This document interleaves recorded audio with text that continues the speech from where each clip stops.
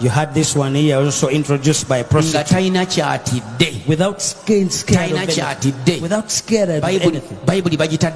They are put by the Bible aside. They have stepped in on it. All our beliefs are put down.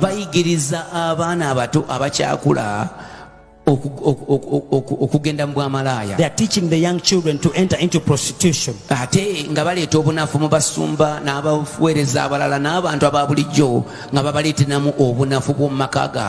Bringing some weaknesses in the normal people. Because when a pastor does that, now how can he tell you that don't chase away your wife? That don't chase away your wife. Here I chased mine.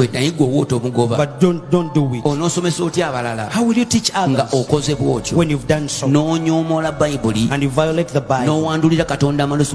You spit before in the face of God and say you are a pastor. Children of God, I've been warning you all the days. These are not pastors. They are opportunists. They just need the Bible to make money. The scriptures can never change them. They're not there to obey the scriptures. They want to make business out of the Bible. And if it wasn't so, they wouldn't do everything what they're doing, praying and building others. If they would be able to get money without the Bible, they would have done that. They would go in different things.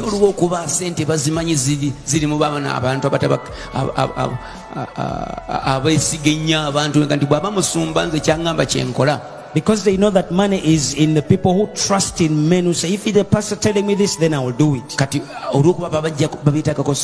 Because they need money, they are in a different thing. They are getting their own money. You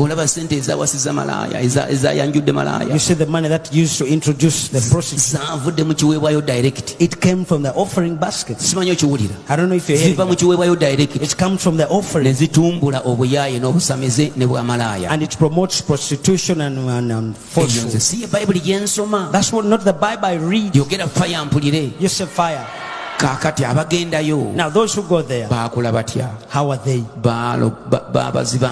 They blindfolded them. They are blind. So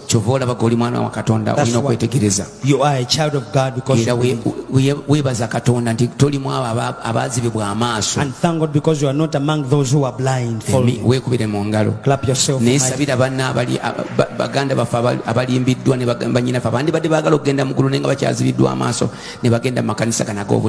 Pray for our brothers who are still there and our sisters who would be blindfolded but they want to go to heaven.